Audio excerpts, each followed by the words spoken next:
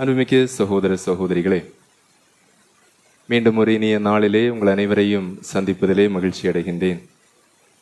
ஆண்டவர் நீங்கள் விரும்பி தேடுகின்ற அன்பையும் அருளையும் சமாதானத்தையும் தூய ஜார்ஜியார் வழியாக உங்கள் ஒவ்வொருவருக்கும் நிறைவாக தரட்டும் என்று உங்களுக்காக நாங்கள் ஜெபிக்கின்றோம். அருவருப்பான நபர்கள் 3 என்றால், 1, தன்னுடைய மாணவனின் கல்வியில் பொறாமைப்படுகின்ற ஆசிரியர் அருவருப்பானவர். அதனாலதான் சில ஆசிரியர்கள் மாணவர்கள் கேள்வி கேட்டா சொல்லவே மாட்டாங்க, பதில் சொல்ல மாட்டாங்க, அதை அடிச்சு உட்கார வைக்கிறதுலே குறியா இருப்பார்கள். 2வது, தன் மகனோடு போட்டி போட்டு கொண்டு சாப்பிடக்கூடிய தந்தை அருவருப்பானவர். தன்னுடைய வயிறு தான் வேலை செய்து தன்னுடைய வயிற்றை நிறைத்து குடித்து கொண்டு தன்னுடைய மக்களுக்கு ஒழுங்காக சாப்பாடு போடாமல், மனைவியை நன்றாக கவனிக்காமல் தன் வயிறு மட்டும் பார்த்து இருக்கக்கூடிய ஒரு தந்தை அருவருப்பானவர். 3வது, இப்ப சந்தோஷப்பட்டீங்க அப்படித்தானே அங்க சொன்னப்போ, அடுத்து உங்களுக்கு தான். தன் மகளோடு போட்டி போட்டு கொண்டு தன்னை அலங்கரிக்கின்ற தாய் அருவருப்பானவர். என்ன சொல்றீங்க? எங்க 2 பேரையும் பார்த்தா அக்கா தங்கச்சி போலையே அது கேவலம் இல்லையா? எங்க 2 பேரையும் பார்த்தா அக்கா தங்கச்சி போலே இருக்கு, நீங்க அம்மா மகன் தானே. எனவேதான் மிகுந்த கவனமும் விழிப்புணர்வும் நம்முடைய இல்லங்களில் மிக தேவையான ஒன்றாக இருக்கிறது. ஜார்ஜியாருடைய வரலாறை நாம் வாசிக்கின்ற பொழுது என் மனதை தொட்டது 2. 1, அவருடைய தாய் அவரை வளர்த்த விதம். அவருடைய தந்தை கிறிஸ்துவுக்காக இறக்கின்றார். தந்தை மறைசாட்சியாக இறந்தபினால் அவருடைய இரத்தம் தோய்ந்த ஒரு கைக்குட்டையை, அந்த கைக்குட்டையை அன்றாடம் எடுத்து இந்த மகனுக்கு முன்னால் அவர் காட்டுகின்றார். இதோ பார், உன் தந்தை விசுவாசத்திற்காக உயிர் விட்டிருக்கின்றார், நீயும் அவ்வாறு கடவுள் நம்பிக்கையில் வளர வேண்டும், நீயும் கடவுளுக்கு உகந்தவனாக வாழ வேண்டும், நீயும் மறைசாட்சியாக வாழ வேண்டும். அது மட்டுமல்ல, ஏற்கனவே அரசனால் துன்புறுத்தப்படுகின்ற கிறிஸ்தவர்களுக்கு நீ ஆறுதலாகவும் அடைக்கலமாகவும் இருக்க வேண்டும் என்று அன்றாடம் இந்த கைக்குட்டையை எடுத்து தன் மகனுக்கு முன்னால் காட்டி காட்டி சொல்லி சொல்லி விசுவாசத்தை வளர்த்த ஒரு தாய்.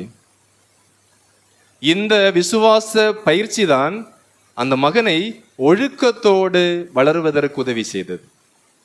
ஆக தன் தாயினுடைய முன்மாதிரிகையும் அவர் வளர்ந்த அந்த விதமும் ஒழுக்கத்தோடு அவர் வளர்வதற்கு உதவி செய்திருக்கிறது என்றால், அந்த குடும்பம் விளை நிலமாக இருந்தது. நம்ம சொல்லுவோம் இல்லையா, மண் நல்லா இருந்தா விளைச்சலும் நல்லா இருக்கும்.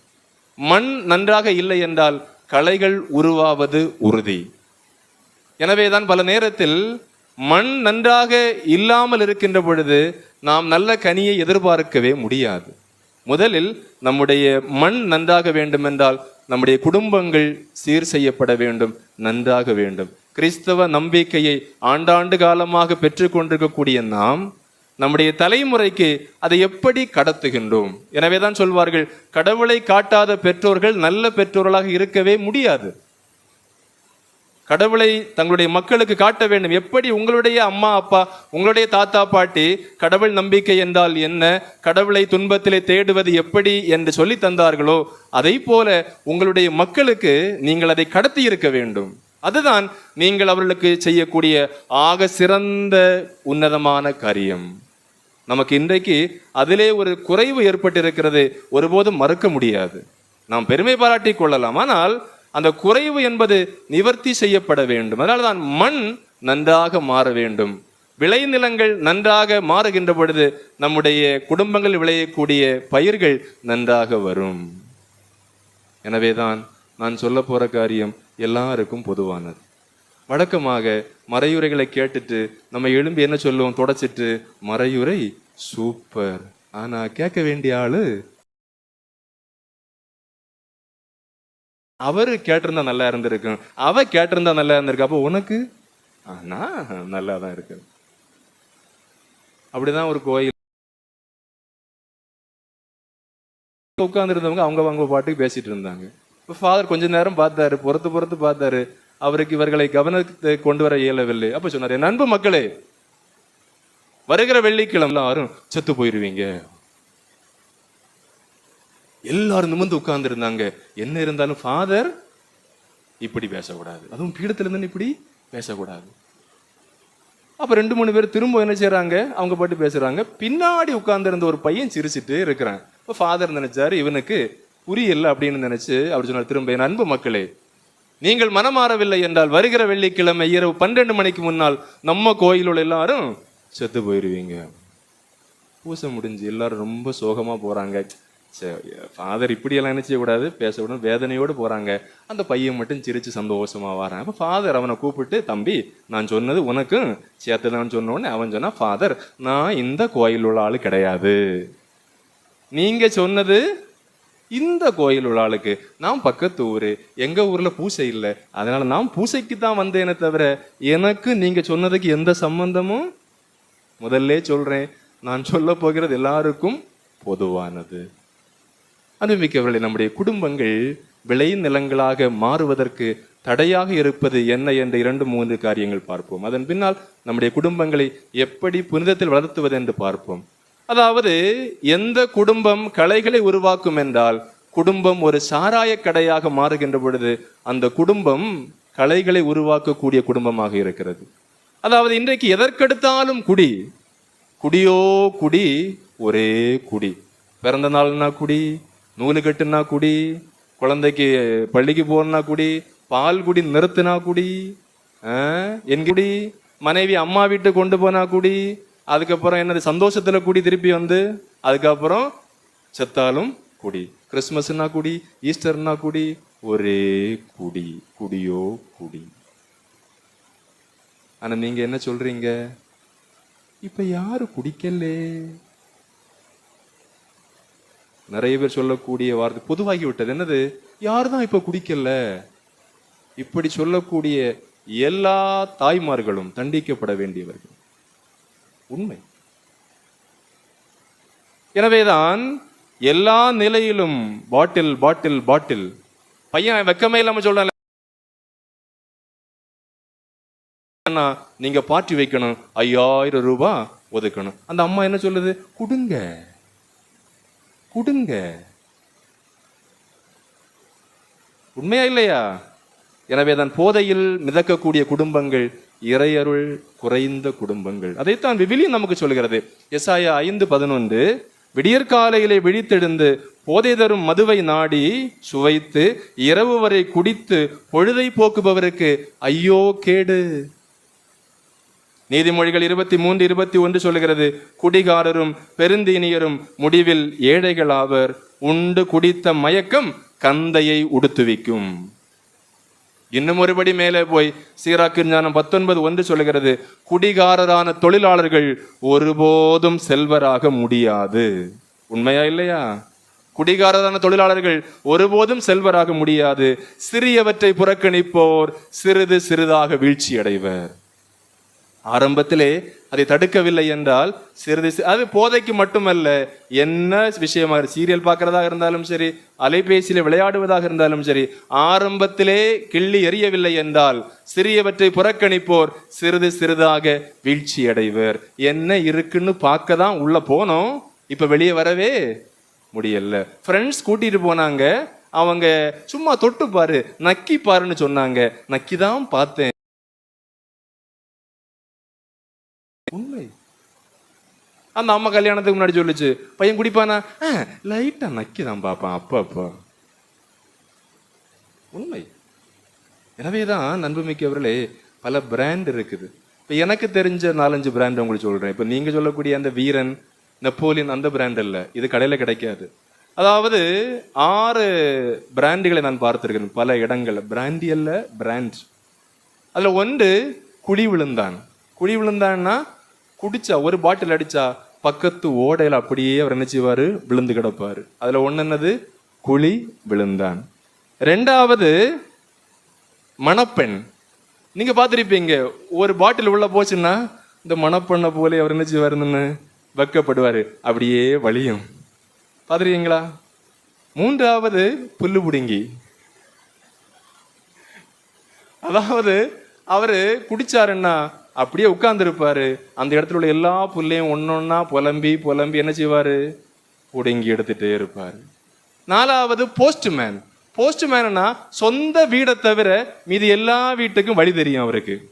எல்லா வீட்லயுமே தட்டிட்டு நிற்பாரு. அதான் முன்னாடி இந்த மரப்பலகை கடை பாத்திரங்கள, சின்ன பெட்டி கடையில மரப்பலகை இருக்கும்.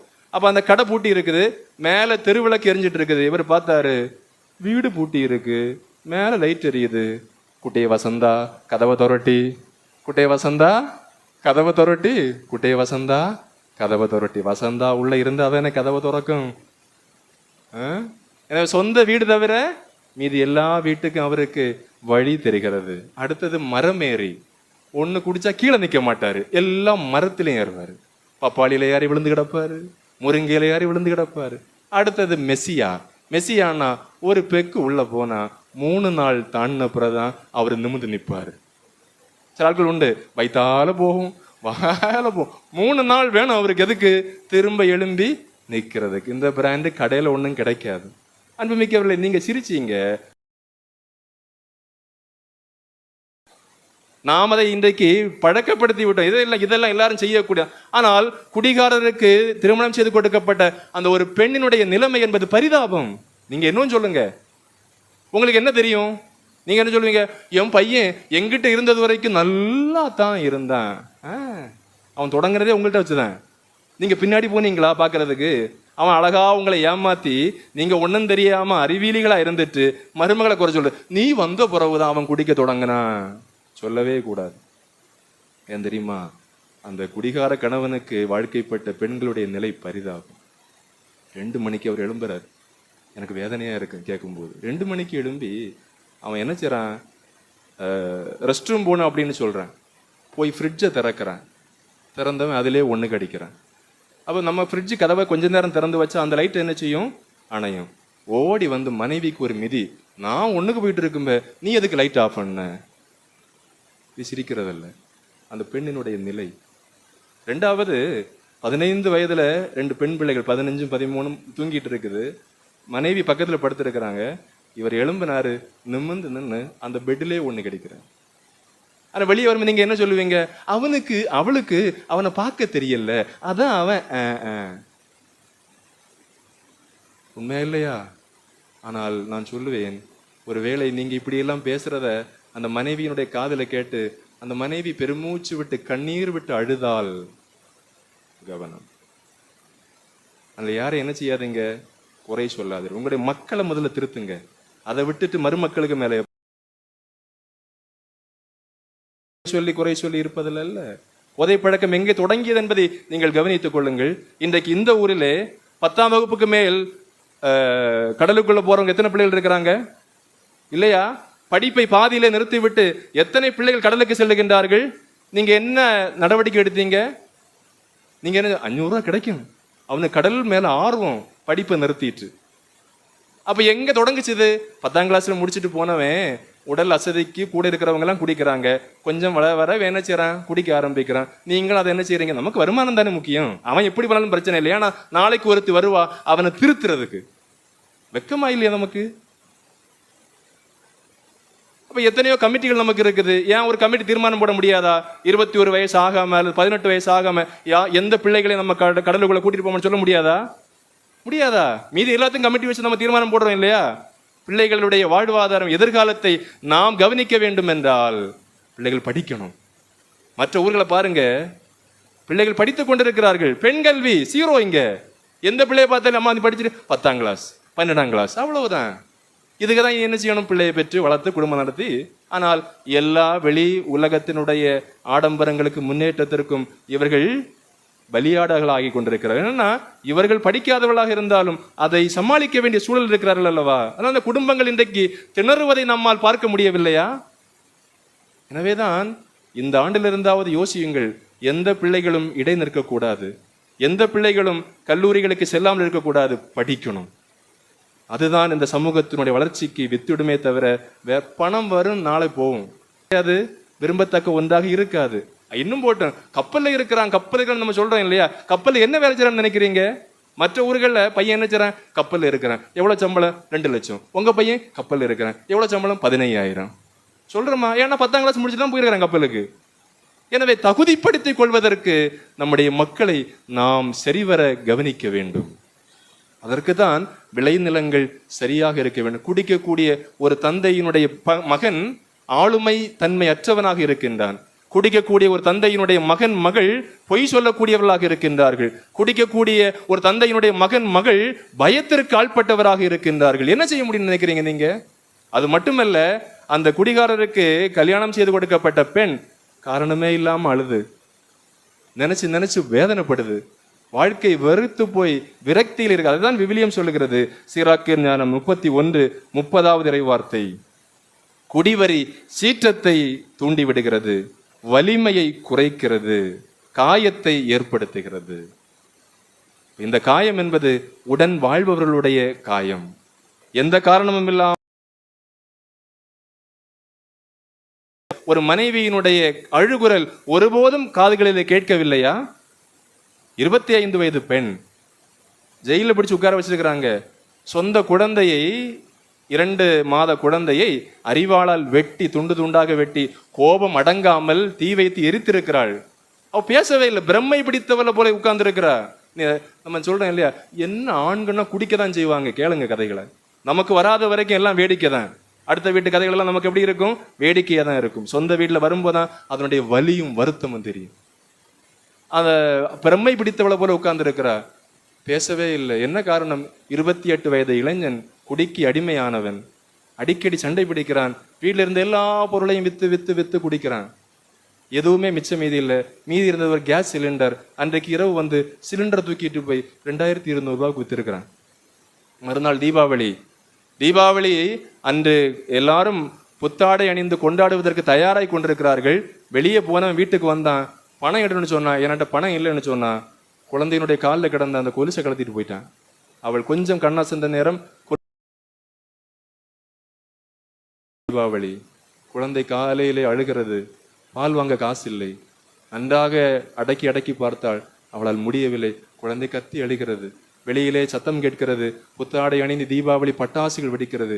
இவளுக்கு விரக்தியும் வேதனையும் வலியும் போக கத்தி எடுத்து அவன் மேல் உள்ள கோபத்தை இந்த குழந்தையின் மேல் காட்டினாள். துண்டு துண்டாக வெட்டினாள். அவளுக்கு ஆவேசம் அடங்கவே இல்லை. கையில கிடைச்சிருந்தா அவனை வெட்டி இருப்பான். நான் எப்போதும் சொல்வேன், நம்முடைய ஊர்களில் பல பெண்களுடைய இரக்கம்தான் பல ஆண்கள் நெஞ்ச நிமித்தி நடக்கிறதுக்கு ஒரே காரணம். இல்லைன்னா எப்போ விஷம் வச்சிருப்பாங்க. பெண்களுடைய இரக்கம்தான் இன்று பல ஆண்கள் உயிரோடு இருப்பதற்கு ஒரே காரணம். மறக்கவே முடியாது. வச்சிருந்த கோபம் எல்லாத்தையும் சேர்த்து அந்த குழந்தைய மண்ணெண்ணெய் ஊத்து என்ன செய்யறா? எரிக்கிறார். எனவேதான் மது அருந்துவது தற்கொலைக்கு சமம். மது அருந்துவது அது ஜாலி அல்ல, மகிழ்ச்சியான விஷயமே அல்ல. அது தற்கொலைக்கு சமம், தற்காலிக பைத்தியத்திற்கு சமம். சுய நினைவு இல்லாமல் இருக்கக்கூடிய ஒரு நிலையை அதை ஏற்படுத்துகிறது. அதனாலதான் திருவள்ளுவர் அழகாக சொல்லுகின்றார். எப்படி? கள்ளுண்ணா பொழுதினிலே கழித்தானை காணுங்கால் உள்ளான்கொள் உண்டதன் சோர்வு. எப்பா, குடிச்ச ஒருத்தன் ரோட்ல துணி இல்லாம படுத்திருக்கிறான், அவனை பார்க்கும்போது உனக்கு எப்படியப்பா நானும் குடிச்சா இப்படித்தான் என் நிலைமைன்னு தெரிஞ்ச பிறகும் எப்படியப்பா உனக்கு குடிக்கிறதுக்கு மனசு வருது. கவிஞர் ஒரு அழகாக சொன்னார், மானங்கெட்டவன் இவன் இடுப்பில் இருப்பதை விட அவிழ்ந்து போவதே மேலென்று. வேட்டி கூட என்ன செய்யுது? அவிழ்ந்து கிடக்குது. குடிக்கின்ற பொழுது இன்னொரு பிரச்சனை, பிளாக் அவுட் ஆகுது. இரவு செய்வது பகல்ல தெரியல. அதான் குடிகாரம் பேச்சு விடிஞ்சா போச்சு. இரவு அவர் வந்த உடனே என்ன செய்வாரு? 11:30 மணிக்கு போன் எடுத்து லோக்கல் எஸ்ஐக்கு போன் அடிப்பாரு. எஸ்ஐக்கு போன் அடிச்சு, ஏய் நீ என்ன பெரிய ஆளா அப்படின்னு கேட்பாரு. காலையில் 5 மணிக்கு போலீஸ் வீட்டை தட்டம். நீ எஸ்ஐக்கு போன் பண்ணி, நான் எங்க போன் பண்ணேன்? எடுத்து பார்த்தா அங்க இருக்கும் எஸ்ஐக்கு அவர் போன் பண்ணியிருக்காரு. ஏன்னா அது என்ன நடந்தது என்று அவருக்கு தெரியாது. எனவேதான் மிகுந்த கவனம் நம்முடைய குடும்பங்களில் செலுத்தப்பட வேண்டும். நம்முடைய குடும்பங்கள் முன்னேற போவதே கிடையாது.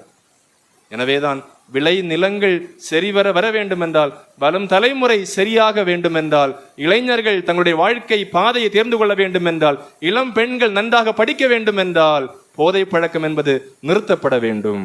இன்னொன்னு, ஒரு சிலர் நடை பிணங்களாகத்தான் இருக்கிறார்கள். எப்படி? அவர் வெளியூர்ல வேலை, போன் பண்றாரு, நான் லீவுக்கு வரேன். அந்த 2ஆம் கிளாஸ் படிக்கக்கூடிய பிள்ளை சொல்லுது, அப்பா நீங்க இப்ப வர வேண்டாம், அப்பா நீங்க இப்ப வர வேண்டாம், ஏன்னா நீங்க வந்தா எங்களுக்கு கல்யாணம் விட்டு போக முடியாது, திருவிழாவுக்கு போக முடியாது, 2-3 கல்யாணம் இருக்குது, நாங்க எல்லாம் முடிச்ச அப்புறம் நீங்க வாங்க. சொந்த பிள்ளை அப்பா கிட்ட சொல்றது, நீ வரவே வேண்டாம். அது மட்டுமல்ல, அவர் வருகின்றார், வந்து ஒரே வாரத்துல தீர்த்த பெரிய மகானவர். அதுக்கு அந்த பையனோட அம்மா சப்போர்ட். அவன் தானே உழைச்சான், அவன் குடிச்சா என்ன. சில ஆண்களுடைய இப்ப இந்த அம்மா என்ன நடைப்படின்னு சொன்னா இல்லையா, இந்த அம்மா பக்கத்துல ஒரு ஆள்கிட்ட போய் மாத்திரை வாங்கி ஒவ்வொரு நாளும் கலை கொடுக்குது.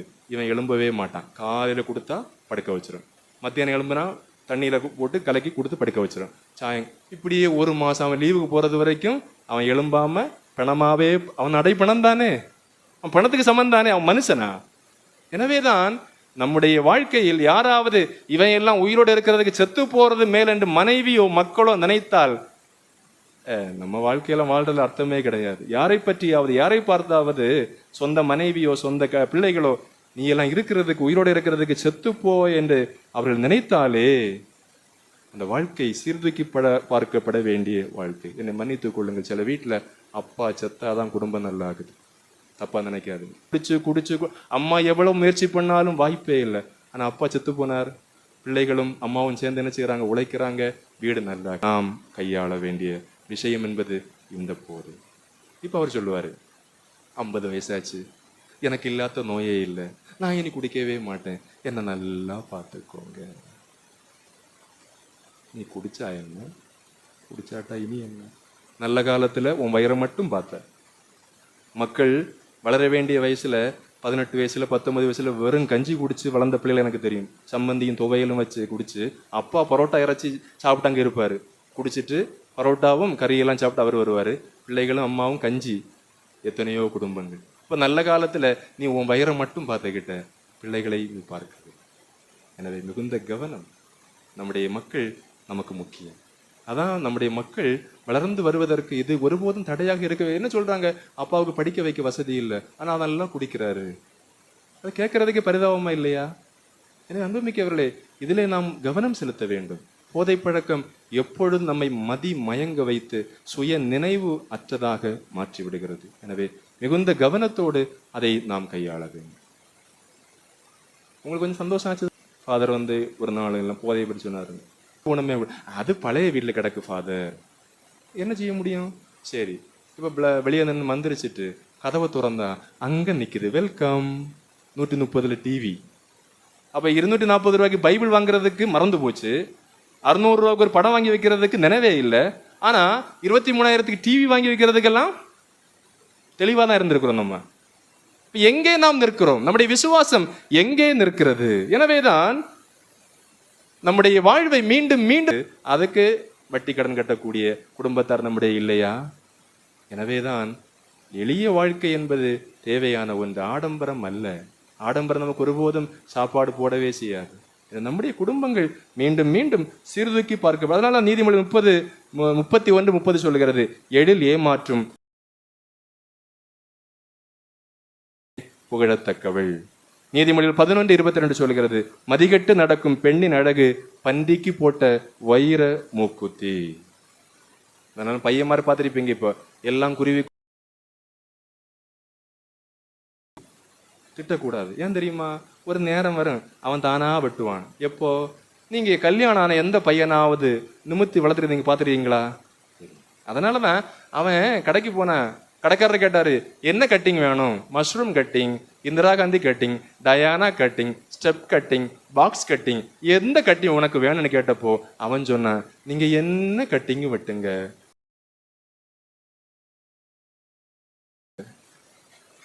அப்ப நான் சொன்னேன் இல்லையா, ஒரு நேரம் வரும்போது அவங்க என்ன செய்வாங்க? தானா வெட்டுவாங்க. நீங்க கவலைப்படாதீர்கள். அடுத்து மிக முக்கியமானது, 24 மணி நேரமும் நம்முடைய இல்லங்களில் ஓடக்கூடிய தொலைக்காட்சிகள் பெரிய பெரிய ஆபத்து. சீரியல்கள் தொடர்ந்து ஓடிக்கொண்டே இருக்கிறதல்லவா, பெரிய ஆபத்தை அதை ஏற்படுத்துகிறது. அதாவது சில ஆட்கள் சொல்றாங்க, ஃபாதர் நாங்க மாதா டிவி தான் பாக்குறோம். ஏமா மாதா டிவி பார்த்தாலும் அளவுக்கு மீறி தேவையோ அதை மட்டும் நம்ம என்ன செய்யணும்? பார்க்க வேண்டும். அது மட்டுமல்ல, இப்போ நாடகத்துல உங்களுக்கு என்ன காட்டுறாங்க? சீரியல்ல கல்யாணத்தை முடக்கிறது எப்படி, புறங்கூறுவது எப்படி, சொந்த மனைவிக்கு மருமக்களுக்கு விஷம் வைப்பது எப்படி, குடும்பத்தை கெடுப்பது எப்படி, ரெண்டு மனைவி கணவனுக்கு தெரியாமலும் மனைவிக்கு தெரியாமலும் குடும்பத்தை தெரியாம ரெண்டு வச்சுக்கிறது எப்படி, அடுத்தவனுடைய கணவனை எப்படி ஆட்டையை போடுறது, குழி பறிப்பது, சதி செய்வது, தொலைக்காட்சியில மொத்தம் இப்படிதான் இருக்குது. அதாவது ஃபாதர் எனக்கு எப்படி தெரியும் கேட்குறீங்க? அதாவது போலீஸ் ஸ்டேஷன்ல போறது, சவால் விடுறது, கருகலைப்பு, எதற்குமே மனசாட்சி உறுத்தாத ஒரு சூழலை தான் நம்ம என்ன செய்யறோம், தொலைக்காட்சிகள் பார்க்கின்றோம். அப்ப இதை பார்த்து கொண்டிருக்கக்கூடிய ஒரு ஆளுக்கு என்ன ஆகும், மண்டைக்குள்ள ஏறி உட்கார்ந்து இந்த விஷயம் தானே ஓடிக்கொண்டிருக்கும், அப்ப அதை செய்யலாம், புதிய புதிய ஐடியாக்கள் நம்ம என்ன செய்யறோம், பெற்றுக்கொண்டே இருக்கிறோம். எனவே என்னை பொறுத்தவரையிலே குடிக்கு அடிமையான ஆணும் சீரியலுக்கு அடிமையான பெண்ணும் சமம். ஒண்ணுக்கு குறைஞ்ச ஆட்களே கிடையாது. ரெண்டு பேரும் குடும்பத்தை கெடுத்து கொண்டுதான் இருக்கிறீர்கள். ரெண்டு பேரும் குழந்தைகளுடைய ஆளுமை தன்மைகளை குறைத்து கொண்டுதான் இருக்கிறீர்கள். ரெண்டு பேரும் உங்களுடைய வாழ்வையும் அந்த குடும்பத்தையும் சீரழித்து கொண்டுதான் இருக்கிறீர்கள். மிகுந்த கவனம். இறுதியாக குடும்பம் ஒரு கல்லறை தோட்டம். சில ஆட்கள் வெளியில போனா யாரை பார்த்தாலும் விழுந்து விழுந்து சிரிச்சு சிரிச்சு பேசுவாங்க. ஆனா சொந்த வீட்டுக்குள்ள வந்து மனைவி கிட்டோ கணவனுக்கிட்டயோ அப்படியே நித்திய மௌனம் உட்கார்ந்துருப்பு. மிஸ்டர் சக்கரியாஸ், மிஸ்ஸஸ் எலிசபெத், ஒரு ஆள் அந்த பக்கம், ஒரு ஆள் இந்த பக்கம். எங்கிட்ட ஏதாவது பேசுங்க. உங்ககிட்ட நான் என்ன பேச? யார் தெரியுமா இந்த ஆட்கள்? கல்யாணத்துக்கு முன்னாடி விடிய விடிய விடிய விடிய விடிய விடிய பேசின ஆட்கள். விடிய விடிய பேசிட்டு அந்த அம்மா சொல்லுது, என்ன கொஞ்சம் காலையில காலேஜ் போன கொஞ்ச நேரம் உங்ககிட்ட பேசினாதான். கடைசியில காலையில பார்த்தா ரெண்டும் கஞ்சா அடிச்ச கண்ணு போல இருக்குது. இப்போ கல்யாணம் ஆயாச்சு, எல்லாருக்கும் இப்ப ரெண்டு சிம். எப்படி? Husband 1, husband 2, wife 1, wife 2 SIM card. அப்படிதானே பதிஞ்சு வச்சிருக்கிறீங்க. Husband 1, husband 2, wife 1, wife 2. Husband 1ல இருந்து ஒய்ஃப் 2க்கு போன் வருது. அவர் எடுத்தாரு. எடுத்து பார்த்துட்டு அந்த அம்மா என்ன செய்யுது, வரும்போது அதெல்லாம் வாங்கிட்டு வாங்கன்னு சொல்றதுக்கு அந்த அம்மா போன் பண்ண, திரும்ப போன் பண்ணும்போது இவர் எடுத்தாரு. ஹலோ, வை. விடிய விடிய விடிய விடிய விடிய விடிய பேசின ஆட்கள். இப்ப மனைவி போன் பண்ண அவர் என்ன சொல்றாரு, ஹலோ, வை. இவ்வளவுதான். எனவே நம்முடைய குடும்பங்களில் பேசுங்கள், நன்றாக பேசுங்கள், நம்முடைய மக்களோடு பேசுங்கள், உறவை வளர்த்துக் கொள்ளுங்கள். அடுத்த ஆள்கிட்ட பேசுறது இல்லை. உங்களுடைய மனைவிடத்திலே பேசுவதற்கு கணவனாக நீங்கள் மட்டும்தான், உங்களுடைய மக்களிடத்திலே பேசுவதற்கு பெற்றோராக நீங்கள் மட்டும்தான். ஒரு சில ஆட்கள் பேச மாட்டாங்க, பேசினா குத்தி தான் பேசுவாங்க. அது எக்ஸ்போர்ட் சில ஆட்கள். அதனாலதான் ஆண்கள் எல்லாத்தையும் மறப்பாங்க, ஒன்னையும் மன்னிக்க மாட்டாங்க. பெண்கள் எல்லாத்தையும் மன்னிப்பாங்க, ஆனா ஒன்னையும் மறக்கவே மாட்டாங்க. அந்த அவர் வெளியே 2 வருஷம் தாண்டி அவர் வீட்டுக்கு வரும்போது கால் அடிபட்டு தட்டுப்பட்டு கல்ல பட்டு கீழே விழுந்துட்டாரு. கொஞ்ச நேரம் இங்க பாரு, காலில் கல் பட்டு ரத்தம் வருது, ஏதாவது செய்ய அப்படின்னு சொன்ன உடனே அந்த அம்மா நிமிர்ந்ததுன்னு கேட்டது, அன்னைக்கு பூத்திருக்குன்னு யாராவது போய் கட்டி பிடிப்பாங்களா?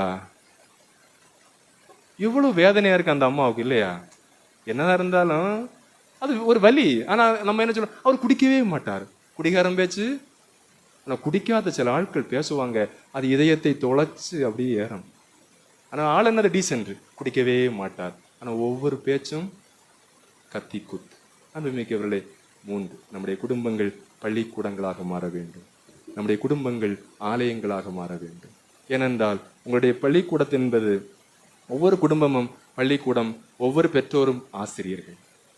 நீங்கள் எதை காட்டுகிறீர்களோ அதைத்தான் பிள்ளைகள் பார்க்கிறார்கள். கணவனும் மனைவியும் அன்பாக இருப்பதை பிள்ளைகள் பார்த்தால், நானும் என் கணவனோடு என் மனைவியோடு அன்பாக இருக்க வேண்டும் என்று பிள்ளைகள் கற்றுக்கொள்ளுகின்றார்கள். உங்ககிட்ட பிள்ளைகள்கிட்ட கேட்பாங்க, உனக்கு எப்படிப்பட்ட கணவன் வேண்டும் என்று கேட்டால், எந்த பிள்ளை எங்க அப்பாவை போல ஒரு ஆண்மகன் எனக்கு கணவனா கிடைக்கும்னு சொல்றாங்களோ அந்த பெற்றோர் பேறு பெற்றவர்கள். எந்த மகன் எங்க அம்மாவை போல ஒரு மனைவி எனக்கு கிடைக்கணும்னு நினைக்கிறாரோ அந்த குடும்பம் பேறு பெற்ற குடும்பம். எனவே பிள்ளைகளுக்கு முன்மாதிரியாக இருங்கள், உங்களுடைய சொல்லாலும் உங்களுடைய செயலாலும் உங்களுடைய பார்வையாலும்.